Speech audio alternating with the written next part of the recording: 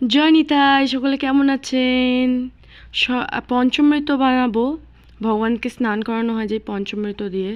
আজ শুভ রাস পূর্ণিমা, সকলকে চলো দেখাই কিভাবে আমি পঞ্চমৃত তৈরি করি। চলো, এই যে প্রথমে একটা বাটিতে টক দই দিলাম। টক দইটা নিয়ে নিচ্ছি আমি।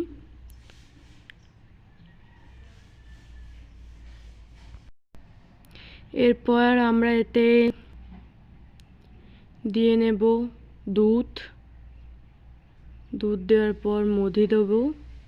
মানে সব কিছু একদম সেম কোয়ান্টিটিতে দিলে পঞ্চমৃতটা ভালো তৈরি হয়। তো এবার আমরা মধু দেব।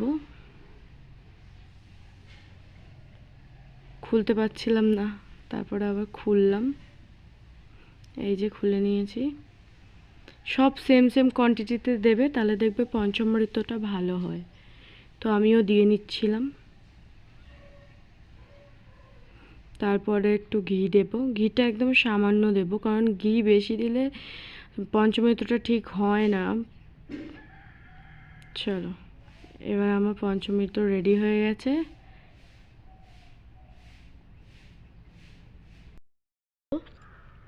এই যে পঞ্চমৃত দিয়ে স্নান করিয়ে দিচ্ছি ভগবানকে।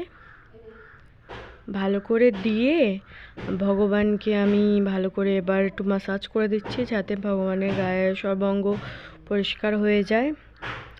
আওয়াজটাকে একটুখানি করো, একটু আওয়াজ হচ্ছে ভয়েস ওভার দিতে গিয়ে।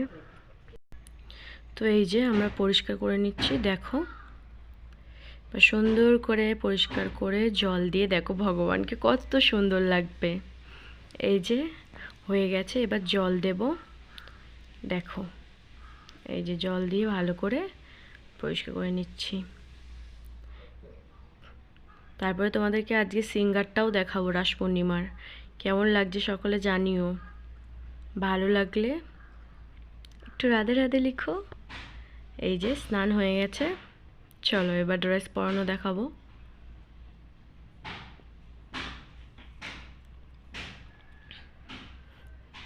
এই যে ভালো করে স্নান করে নিচ্ছিলাম,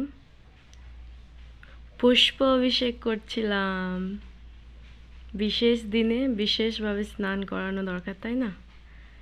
পুষ্প অভিষেক করে এবার আমাদের ভগবানকে রেডি করে তোমাদের সকলকে দেখাবো। চলো, হরি বল।